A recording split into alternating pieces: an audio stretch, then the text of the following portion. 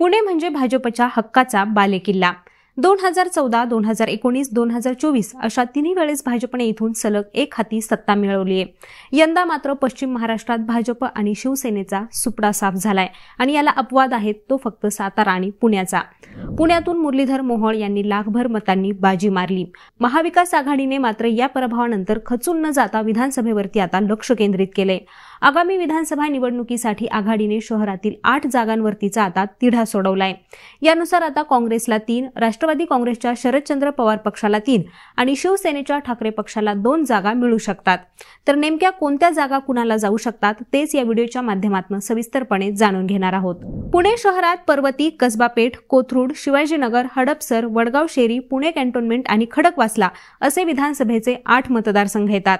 2019 मध्ये यातील 6 जागांवरती भाजपचे तर 2 जागांवरती राष्ट्रवादी काँग्रेसचे आमदार निवडून आले होते। 2023 मध्ये झालेल्या कसबा विधानसभा पोटनिवडणुकीत मात्र काँग्रेसनं विजय मिळवला होता। लोकसभा निवडणुकीतील यशानंतर महाविकास आघाडीचा विश्वास आता कमालीचा वाढलाय। त्यामुळे विधानसभेच्या प्रत्येक जागेसाठी तीनही पक्षांमध्ये आता रस्सीखेच सुरू आहे।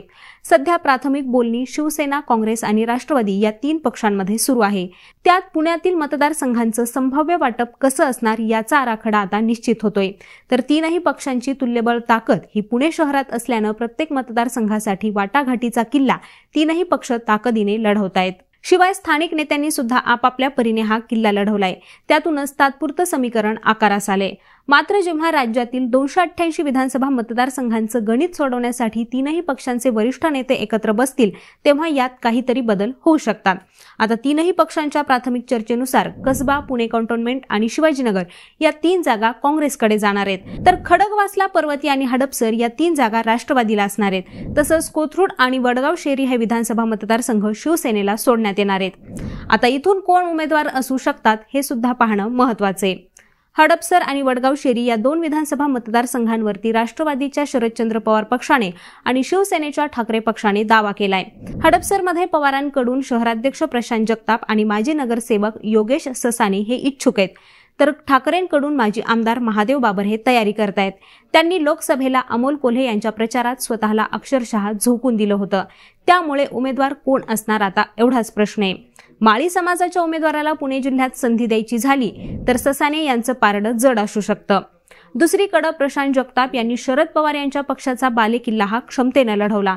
त्यामुळे त्यांनाही हडपसरमध्ये उमेदवारीची अपेक्षा आहे। तर बाबर यांचे शिवसेनेकडून प्रयत्न सुरू असले तरी समजा ही जागा राष्ट्रवादीला सुटली तर ते पवारांकडे सुद्धा येऊ शकतात। वडगाव शेरी विधानसभा मतदारसंघात शरद पवार यांना मानणारा मतदार हा मोठ्या संख्येने आहे आणि ही जागा महाविकास आघाडीत शिवसेनेकडे गेली तर माजी नगरसेवक संजय भोसले हे निवडणूक लढवण्याच्या तयारीत आहेत। समजा राष्ट्रवादीने ही जागा आपल्याकडे खेचली तर भाजपला इथं खिंडार पडू शकतं। सध्या भाजपमध्ये असलेले राष्ट्रवादीचे माजी आमदार हे पवारांकडे येऊ शकतात आणि वेळ पडली तर ते मशाल चिन्हही आपलंसं करू शकतात।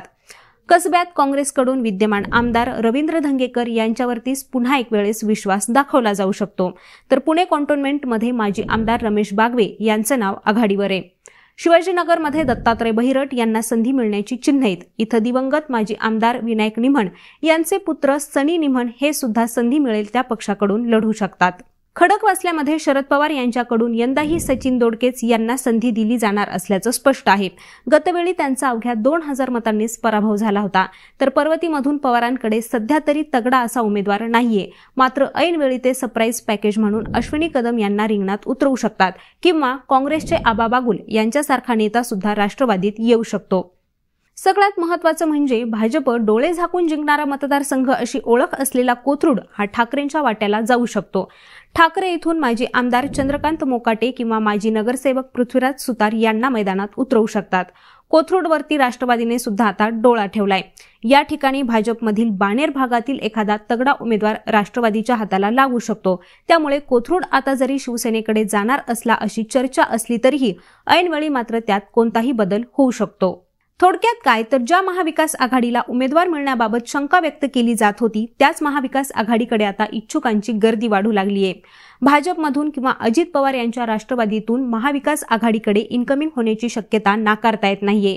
त्यामुळेच पुण्यातील निवडणूक ही चुरशीची होणार आहे। आगामी काही दिवसात पक्षांतराचे फटाके फुटू लागतील तसंच मतदारसंघातील वाटपांचं गणित सुद्धा त्यानुसारच बदलेल। आता मंडळी, याबद्दल तुम्हाला काय वाटतं ते आम्हाला कॉमेंट करून नक्की सांगा.